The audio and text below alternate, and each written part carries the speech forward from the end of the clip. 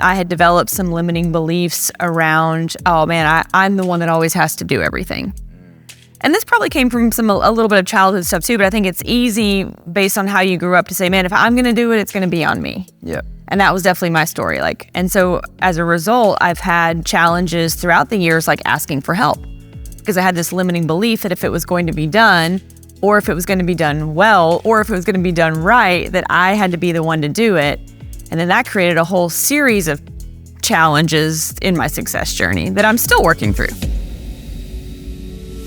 Hello and welcome. This is Brian Delaney with Unlock Potential, where we get together with top experts in their field who have simple, profound advice to help you and I live better lives, to be able to be more fit to serve the people around us and answer that question, the question that nags within all of us: how good can I be and how great can I make it for people around me?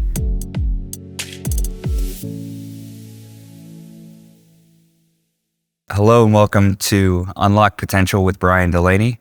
Happy to be with another guest who we're going to break down the simple principles of living your best life well with other people and maximizing what you bring to the table.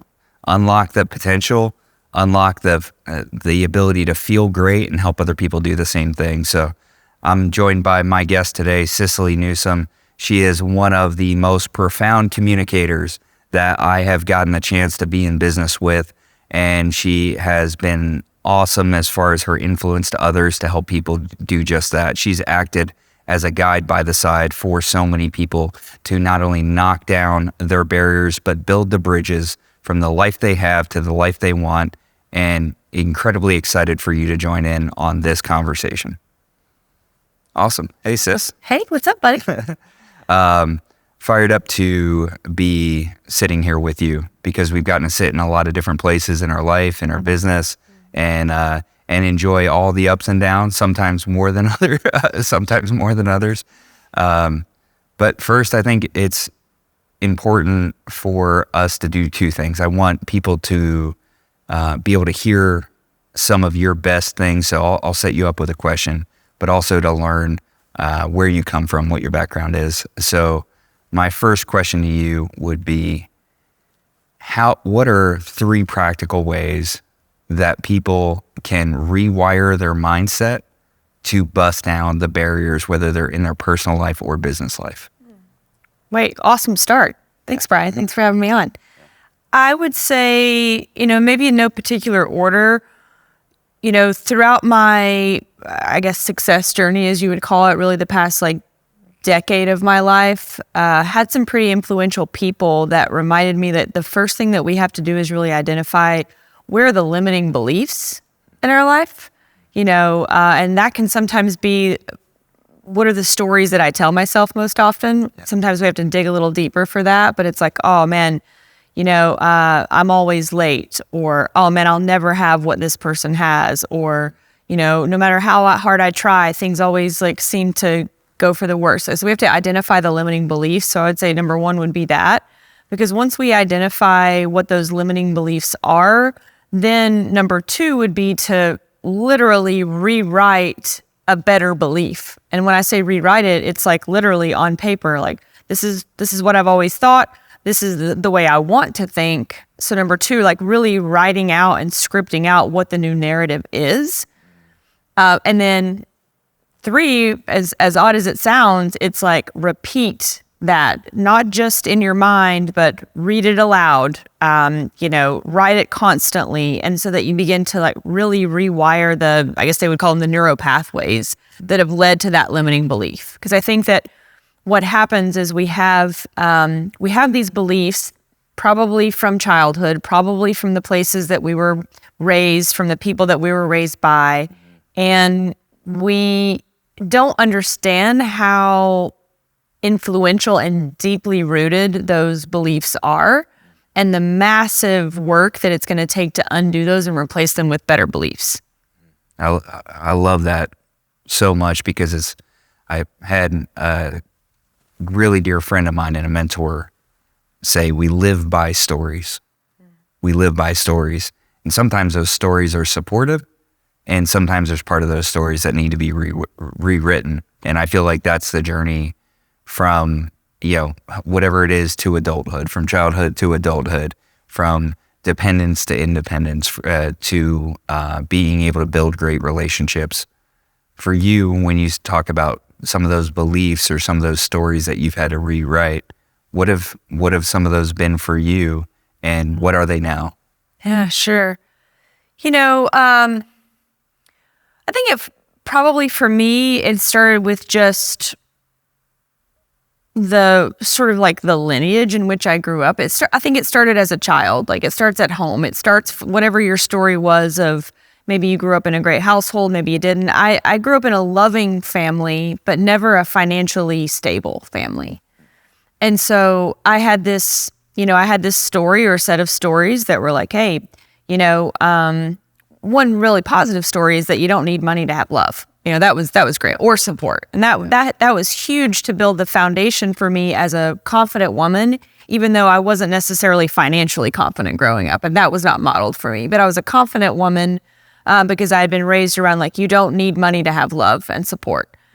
I think that, from there, though, the stories around being enough, having enough, will I be able to break out of the mold that I feel like was sort of cast for my life? The whole classic thing of like staying in the hometown that you grew up in. And I had like a very clear set of circumstances as a teenager that made it clear that like I needed to get out of the place where I grew up. And that was a mission that was cast for me at like age 16, where, I knew that I had to get out. So some beliefs that I had were, if I don't, then this thing might happen. Or if I don't do this, then my life will go down this path. And that was actually a really positive limiting belief to have, because it forced me to say, okay, like, these things will be true if you stay here. Yeah. So you are limited here, and you need to change that in order to be able to get to the next level.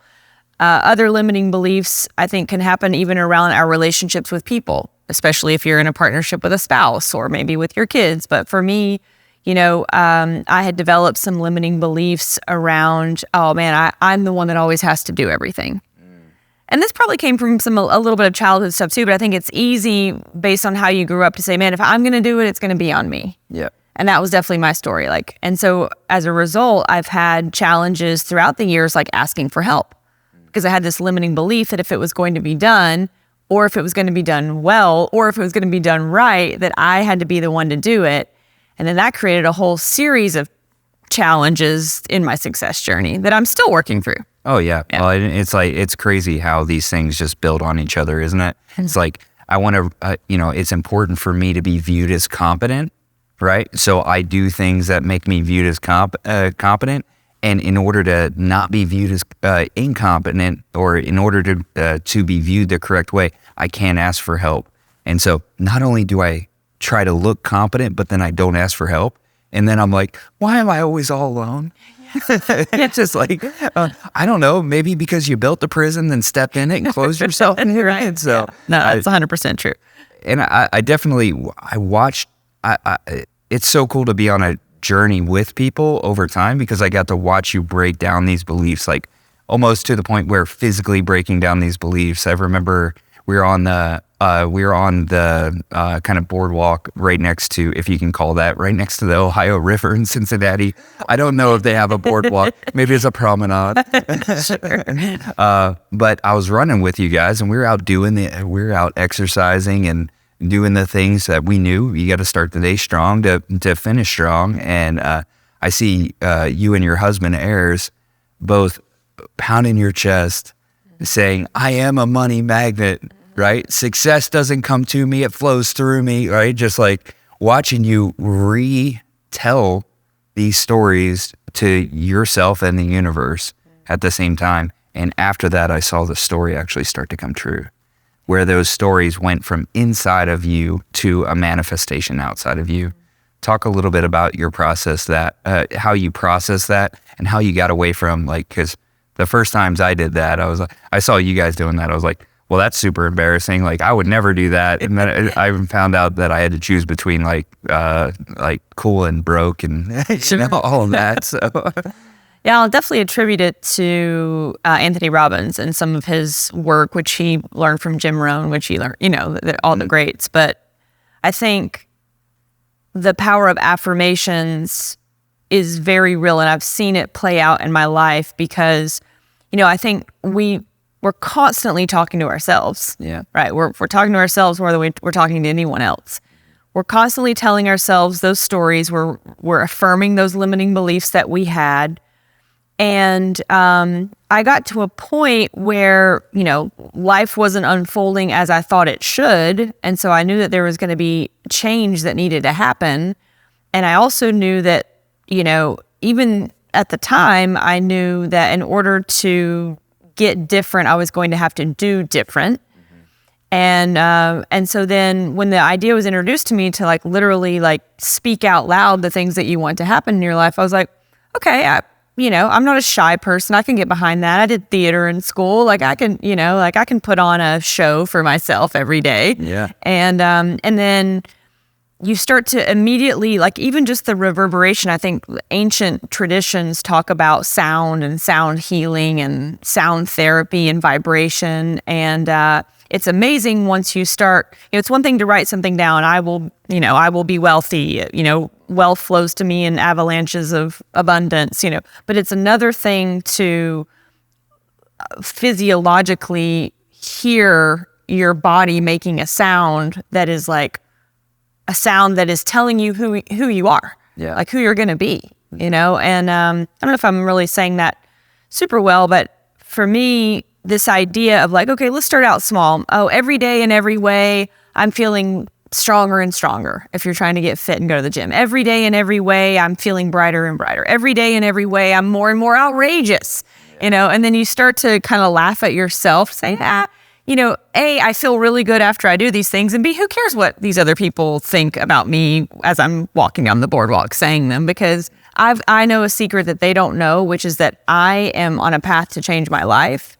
And if, they don't know that path. And so I don't care. I don't care what they think or what they say. Now, again, going back to that confidence thing as a child, I was the only girl. I was the middle child. I got plenty of attention, all the attention that I wanted. So I didn't grow up as a shy person. So it didn't bother me to act unusual or be unusual or say unusual things that would draw attention. I was like, let's just see if it works. Yeah.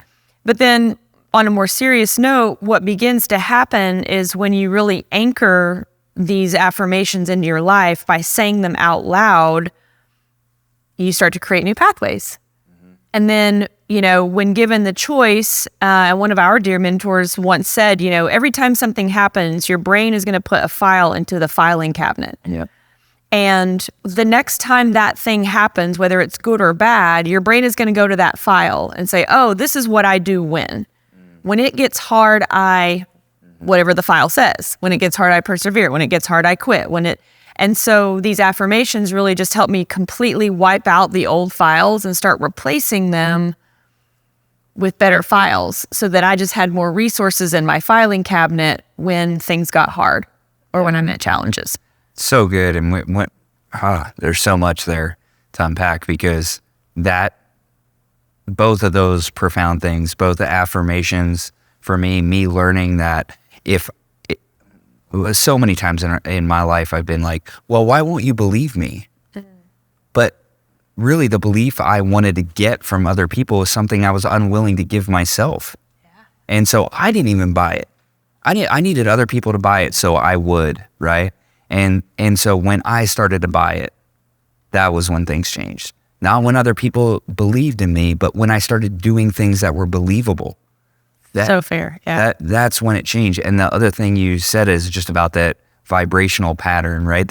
And I was watching a podcast recently, and they were talking about one of the ways that potentially moved a limestone outside of aliens and all that stuff, moved a limestone 5 miles up from the quarry onto the Great Pyramids, was because they understood something that we don't understand, which is vibration.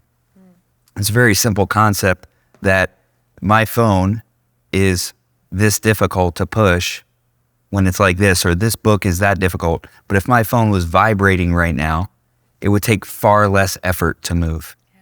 And so when we're in a position where we actually start to create this vibration, movement is that much easier.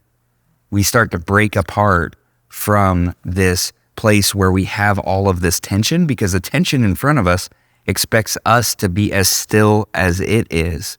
But when we start to vibrate on those right patterns, all of a sudden we start to break apart the things around us that have been withholding these great things from us, literally because it was just waiting for some movement. And that movement can be as small as a vibration of something we say, something we proclaim, and finally something we accept with action. Because I think also from that, like, vibration signifies that there's action being taken. That's right. And just going back to, a success journey for anyone, it's like, plenty of times where, the limiting belief sets in. I believe it because it's a limiting belief that, I believe it. It stops me in my tracks. It prevents me from movement or taking action because I'm frozen by this belief. Yep. And how do I get unstuck? Mm-hmm. Action, movement, vibration. And so it's like, even back to moments where you're like, well, yeah, we've all got limiting beliefs and affirmations sound great, Cicily, but where do I start? It's like, just start with something. Just start with like, like in school, when the teachers would say, if you don't know what to write, just write, I am stuck, I am stuck, I am stuck. Yeah. It's the same kind of thing. If you get stuck in a place where you don't know where to take action or how to take action, any sort of movement is progress because it's vibration. That's right. Yeah. I love the school analogy, because every morning when we were in school, they would call your name and you would have to say present. Even if you start doing that every day, sure. Like sit up from the bed and say, I'm present. We both saw John Maxwell speak, and he said, say, do it now 50 times before you get out of bed.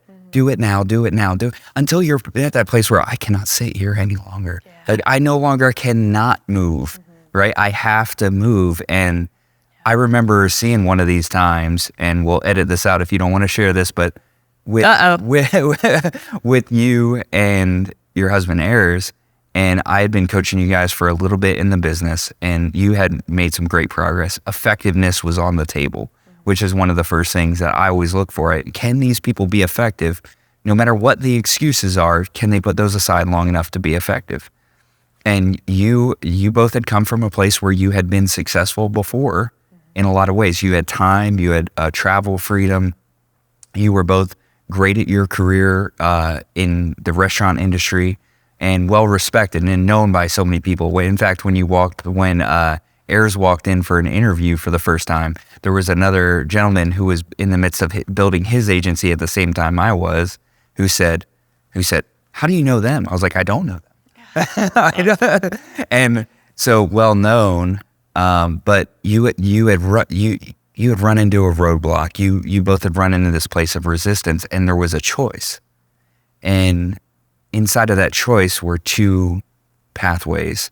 And the choice was, do we keep the money we have and make a payment to our mortgage company, to our cell phone company? Do we keep the money we have and make a payment, which means there's nothing that's coming in after that? Or do we take the money we have and turn it into a seed, turn it into an investment? And in order to make that decision, you had to decide whether you guys were worth investing in or not. Or was the mortgage company going to be the better investment? And I love watching that, because I see that as one of the watershed moments in your career, in your leadership journey, when you decided that I'm the best investment. I'm going to push my chips across the table on myself and do that time and time again, because that's one of many times that I saw that pattern. Talk about what that was like for you, what that time was like, and what that taught you. Sure, yeah. I think from a foundational standpoint, we had the belief in the people around us. So I don't want that to go unnoticed, that in those moments with you as our mentor and as our business partner, and other people around us as well, there was an energy of belief that we could do it. Yep. Even if one has a level of self-belief that says, I'll win at anything I do. Because I think I've carried that sentiment with me through life. It's like, I'll win, whatever it is, I'll make it through. I'm self-reliant. But having a foundation of other people that believed in us in that moment was huge. So I think, definitely one, if I haven't a million times, I want to say thank you for that. Yeah. Absolutely. But from there, when you've got the people around you that you love and respect that are like, just jump, like, if you can do it, like, just do it. There was a level of safety there. And at the same time, I definitely think it was a watershed moment because it was the first time where I felt like betting on myself had such consequence if I made the wrong bet. That's interesting. Because it was like, at that time as an adult, it's like, okay, well, I knew enough to know, like, the mortgage company, that's a big deal. It's one thing to be like late on your water bill. It's another thing to be late on your mortgage. Yeah. 3 months behind for a year.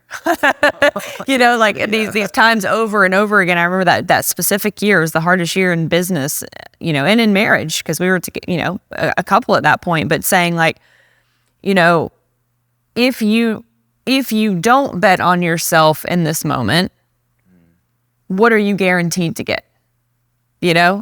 Versus like, if I do bet on myself in this moment, what potential will I unlock? Yeah.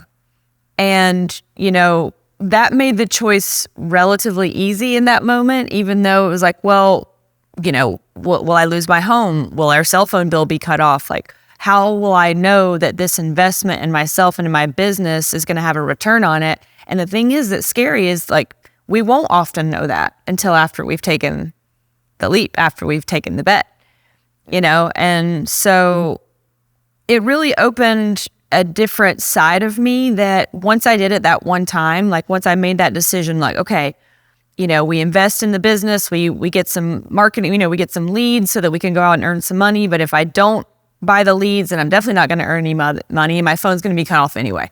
Yeah. Either way, my phone's cut off.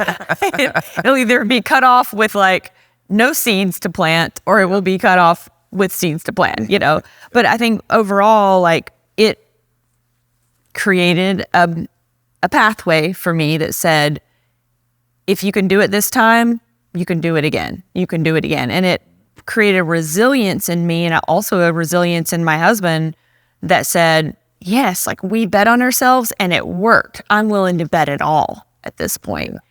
And I think time and time again, as business owners, we just have to be able to do that. Yeah. Otherwise, we can stay safe and we can stay secure with certainty. But I think with that, we're capped on potential. Yeah. Yeah. Especially when somebody else is providing that certainty, right? And what I saw you do and what I continue to see you do in the journey is to accept the uncertainty that is around you and create certainty for other people around you through your actions.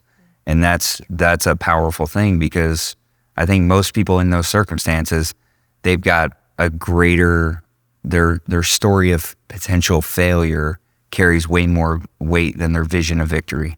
Yeah. Right? The compelling fear of being a victim in a circumstance and being able to have other people take advantage or be worried about what are the things that we can't control and how are those going to cause us to lose. That often is much more elaborate and much more clear than the vision of what if it works. I love that you and I both have a friend and mentor in Marshall Wayland who always asks one simple question. He said, what would you do now if you knew you couldn't lose? If you knew you couldn't lose. And I think hope is such a powerful thing. And both you and my wife, Tori, share that same front man energy. You have that confidence that says, I'm going to win. I'm just going to find out who I'm going to have to kill or help and what I'm going to have to move out of the way. And so I think that something that's interesting around that thing, though, is that idea is that also I think we're more afraid oftentimes of success than we are of failure, because failure, we know. Failure is like more comfortable because most of us have been in that place. And so I think there's other places where we can self-sabotage. You know, we can bet on ourselves, and that's a great thing. But when we bet on ourselves, sometimes we can fall backwards from that because we say like, ooh, you know, like I'm really familiar with what failure looks like, but I'm not so sure who I'm going to have to become if it actually works out. Yep. And so that's what keeps us from taking the leap. It's not so much like I want to be successful. No, I'd rather just be mediocre. I'll stay back and not risk. It's like afraid of what we might have to become or who we might have to become and what we may have to do in that unfamiliar place of the next level for us. Whereas like failure is like, it's so prevalent in our society and in our messaging. And it's like, oh, I know what that's all about. Yeah, absolutely. Absolutely. And so before you and I started working together, I know you had gone down multiple paths, including looking at real estate investment and becoming successful in that arena and really achieving a lot of those early successes in that realm. And those principles of success, of course, carry over. But then you put yourself into a new position, kind of an unwanted at first position. And then it was something that you saw and you deeply desired to win in that arena. And I saw you come in and you won early. Right, you won early. I think it was your first week that you blew my best week out of the water. And so I was just frustrating and liberating at the same time for me, I suppose. And there's a later question, are champandies necessary for success? I say yes, and I might be looking for a sponsorship eventually. But so, I'm with you on that. But when it comes to, what were some of the principles that you found that carried over from your previous successes in the restaurant business, in real estate investment, as well as now at building your own insurance agency, building more brands out, helping more people to become successful? Sure. Principles, such a great question. I think some of the principles for sure have been built on curiosity. Staying very curious, obviously with myself, but with people, and that goes across all of the things that I've done that you just named, a curiosity and a hunger of just like getting to know more about a thing, about a real estate deal, about where this little lady used to live before she abandoned this beautiful home, like all of these little things, like a curiosity around people and a curiosity around events. Now, my husband will say that it's like one of these things where I hate to be told no, and so I won't accept no for an answer, but I won't.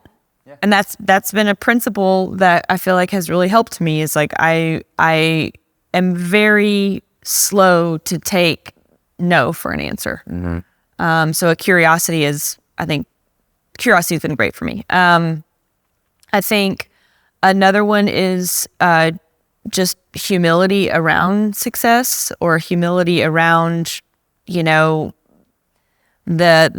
hype that people will tell you, like, in the restaurant business, it was like, oh, is this your restaurant? Or, oh, like, this so well, or, oh, you're so good at what it is that you do. But I think just staying humble has been big for me, because as much as I love praise, I think we all do, I also don't want people to idolize me instead of like seeing the light in themselves. Yeah. So I've tried to always just be like reflective back onto people of the things like that they see in themselves.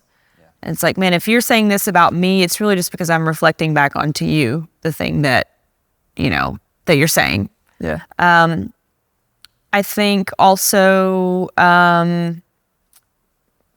principles in terms of, I'm trying to think like across all the different things that I've done, but specifically in the insurance business, there is a belief in systems, but there's also like a belief in people, and starting with myself. But I think that just trusting that if other people have shown me the path, that I can do that thing, and that all I have to do is be humble enough and be coachable enough to follow the instruction until I can tweak it and innovate it in ways that I want to. And I did that in, the real estate game. I did that in green building, which is a prior career of mine. And I did that in the insurance business as well. Mm-hmm. I'm trying to think what else, like, am I forgetting something that you really like have? Okay. I'm just trying to be curious. Yeah. I'm not gonna take no for an answer. So that's so that sparked it enough for me as well, is that I always have like a primary question around how can I make things better? And I think we all have a primary question that we walk around life asking, whether we know what it is or not. How can I be loved? Or, like how can I make this better is mine. And so every time that I go into a situation or a relationship or a process or a business or a transaction, I'm always saying like, how can I improve upon this and make it better? And I think that has carried me really far. I think that value focus is something that's so easy to miss, especially when we're coming from a place of instability. It's the value focus that you have is how much value can I add? Where can I add value? Who can I add value to? And value will return. It's just one of those, I'm going to forget the book just because I'm on the spot here, but it was just this idea of going above and beyond the value that I'm adding, even if I don't know if I'm going to get a return on that, because I know that at the end of the day that I'll walk away saying like, not only did I give my best, I gave my best plus, and then therefore, I'm going to show people that regardless of the value that I receive from you, I'm willing to give even more than I need to receive. And there's several authors that talk about this, Napoleon Hill talks about it in Think and Grow Rich, and then on up from there. But I think approaching a new career, instead of just saying like, hey, what's in it for me, or what can I take from this, or what can I get out of this, just say like, how can I show my value, improve my value in the marketplace? And whether you consider it unfortunate or fortunate, it's like you get the opportunity to show that. And if you go in not expecting anything in return, then it just feels good. Oh, yeah. It feels good because, again, you're putting another file in your file cabinet that says, when tasked with something, I go above and beyond. Or when given responsibility, I steward that. Or, on and on. You can just think of many files to put in there. Absolutely. Absolutely. I think that's really key. And one of the things that I saw in you that's very unusual, and I think we see it in a lot of people who are successful, is even though they've had success in the past, they're willing to be a beginner again. They're willing to be that beginner who asks questions, who gets curious, until they work themselves up to being an equal, and then getting their full expression of what they have of value, how they can bring themselves in a valuable way to others. And I think that that's one thing that people miss, and that's something that I've missed before, where I come into a situation saying, I have to show them how much I know. I've got to be right. I can't be embarrassed, right? And as if embarrassment and ego were the opportunity rather than this time that we get to learn and we get to be new at something and we get a fresh start. And that's something that I see you do on a regular basis. And I believe it has to do with curiosity.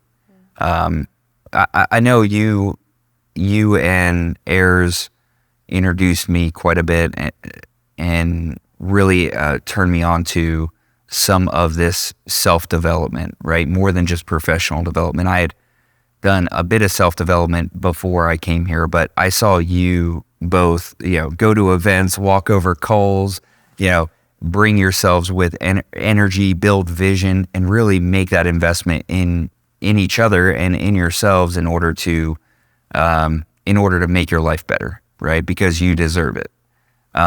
What do you see as the difference between somebody who's more hesitant to reach in their pocket? Like I don't have anything to sell anybody, right? But just in general, like for those people who are thinking about, oh, maybe I should go to the seminar, or maybe I should even just as simple as invest in a book, or take a class, whether it's on personal or professional. What do you see as a difference between the type of people who make that investment and who don't, on the front end and after?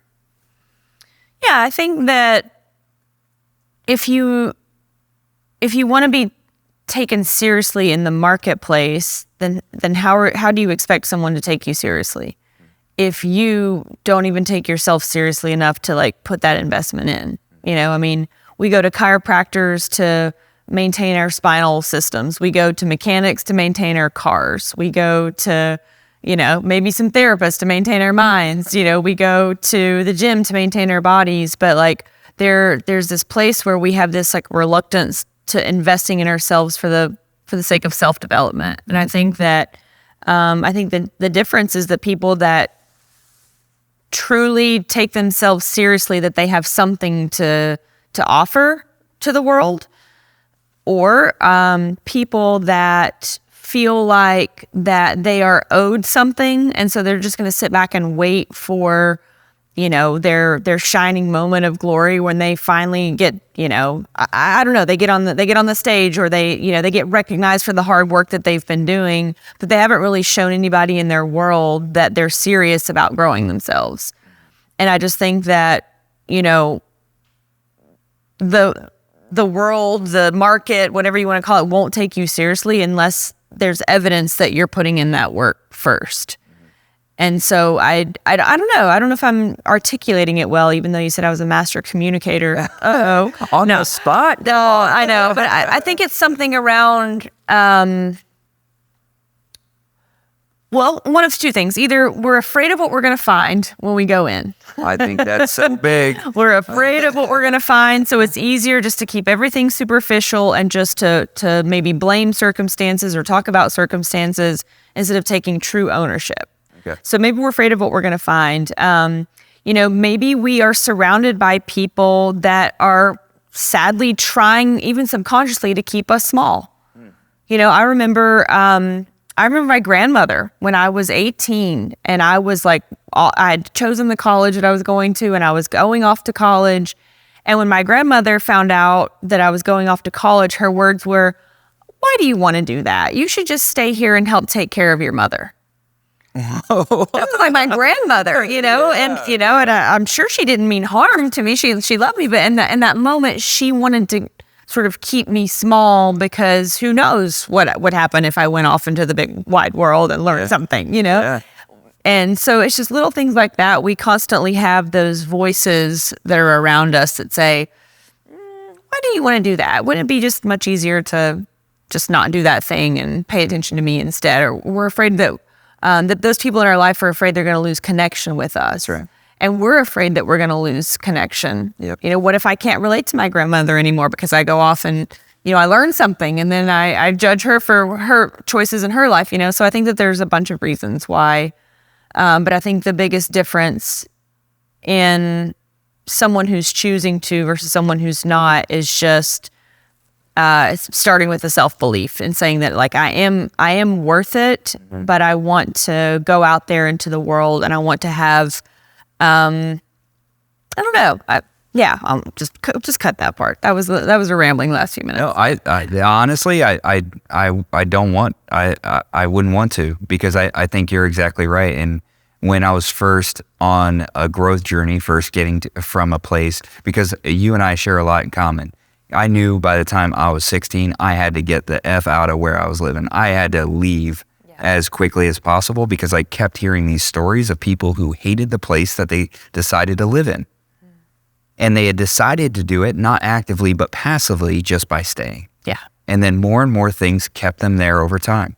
And the people around me who loved me, they didn't want me to stay small. They wanted me to stay safe, because they cared deeply for me. Sure. And they knew what happened when people leave. And it's not untrue that people lose connection.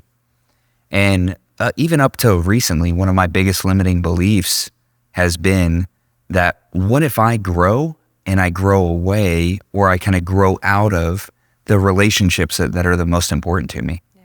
And I always find behind a fear, there's a low quality question just asking to be replaced by a higher quality question. Like, if I could only replace that higher quality question, that I would be liberated, because questions shouldn't be confining, they should be liberating, right? Because we get back to this curiosity phase that you were just talking about. And I had to replace that with a better question of, what if through my inaction, I don't give those people a choice to grow or not to? And I had to realize that I was trying to keep them safe rather than just giving them the choice, by demonstrating what both look like. Sure. By demonstrating not only who I was, but who I could be, where I was, but where I could be. And that's led me to an adventurous, full life where I've been able to have a lot of fun. I've been able to be in a place where, of course, make a lot of money and build relationships that I trust and value, where I can say, this person is my best friend and business partner, and a mentor and like all that stuff wrapped up into one person, because people are, it's just like really full relationships. And so I think that one of the things that always attracted me to you and just has allowed our relationship to flourish is fun. Yeah. I remember the first time, just a little bit, just a little bit of fun. And I think people disregard that, right? They see the words recreation and recreation, and they're like, no, those two things must be different. I know they're spelled the same, but they must be like recreation and recreation can't have anything to do with each other. Like but I'm trying to make myself into something new, but it's gotta be serious. Like, yeah. And it sucks. It's just like, it's crap. And I remember going to the Ritz in St. Thomas, and you guys checking in and just like scraping in there, but then having one of the most wonderful times in Trunk Bay, where one of the most beautiful beaches in the world, and most importantly, we made it one of the most fun beaches in the world, right? And just the different travels that I've gotten to do, sometimes with you and Ayers, sometimes just with you, sometimes just with Ayers, even making the most mundane things like a Best Western and wherever we were in Baltimore. That was where you had to like rent out the room by, in 48 half hours to get a day. Right? Yeah, exactly. But we had fun. To you, what is the importance of fun and play in rebuilding yourself and building business? It's a great question, Brian. Isn't life just so serious, and don't we just take ourselves so seriously? I think that's just, life is just, I think so many of us lose this idea of an imagination as soon as we get out of probably elementary school. Yeah. Because elementary school, we move into middle school, and now we're thinking more about how we're perceived, and so we're a little less fun. And then high school, forget it. It's like 100% how people perceive us. And then we just like carry that into the world. So, building businesses and building relationships around this idea of like having fun, man, that's a core value number one for me. Because first of all, I feel like I want to attract playful people in my life. And so, as with anything else, what better way to attract than to be the thing that I'm trying to attract? And so it's like, I get to remind myself that none of this is too serious. This is all a very short life in the broad scheme of things. Why not have the most fun that we can have? Because I will also get to learn about people through those experiences. I'll get to learn like who's willing to take some risk. Who's the one that's constantly like second guessing their own ability? Who's the one that is willing to have more fun than any of us even want to have and should have? I think that there's how people play is reflective of how they will do business. Yeah. And it's about risk, it's about reward, it's about temperament, it's about discipline and discretion. But in the middle of all of that, like, let's just take it to the edge and have the most fun that we can have. Because if I'm going to, what we know about business is it's not a 9 to 5. It's not a 40-hour a week thing where we can just turn it off and close the door and walk in the next day and pick it back up again. Like, it's constantly with us. But being a business owner, it's constantly with us. So I want it to be constantly as fun as it can be, surrounding myself with the people that are having that fun. Because I think we learn just as much about how people play in business as we learn like watching them work. That's right. And for me, in order for me to get the best out of me, I've got to gamify it. Yeah. I've got to turn mundane things into some sort of game where I'm competing with myself, or I'm competing with some person who doesn't even know I'm competing with them, right? Yeah. It's like whether it's driving a car across Kansas, I'm having a race and this person doesn't know they're getting involved, but I'm gonna whoop their ass, right? Or dialing leads, or like putting time constraints around things in order so that it becomes a competition, in order so that I can have fun doing mundane things. Because I think that's what, if we want to see excellence defined, one of those parts is being able to do the mundane things with a level of excitement and emotional wholeness that other people can't bring. Yeah, and for us, that fun has sometimes just been like completely like just hanging out and getting to do getting to do things personally together, and whether it's been out on a boat or on a beach somewhere, or just living it up, playing dodgeball. In a Nissan Sentra, like, in the Nissan Sentra, driving around. in Tampa. Or it's been business where we've been working together, collaborating together, pushing each other, getting the best out of each other. And I'm absolutely convinced that most people's business doesn't need more from them. It needs more of them. And without fun, without play being in there, you're just withholding a necessary piece that your business, your life, your relationships are begging for. And I feel like you've demonstrated that. And that to me is a powerful example. I was thinking, thank you, Brian, a moment ago, really boiling it down to, I'm competitive. I didn't really realize how competitive I was until I got into like a true like commission only sales environment. But I think more than anything, like I want to see people winning with me. Yeah. And it really drives everything that I do, even back to the vulnerability piece of like starting something and being brand new at something all over again. And in leadership, it's like, man, if I can have fun with people, and then I can, through that, they see me winning, and then they can get further along in their journey to win. Even when it comes to like being crazy or doing playful things, like if I can get a sense of like who I want to win with, and then I can create environments where it's not just me winning, it's like everybody getting to win together. That for me is the ultimate goal of business and being in business with others. That's right. Everybody from your clients to your partners as you're growing your business, everything. That's yeah. And I've seen you do Tina Turner karaoke, full out, playing full out.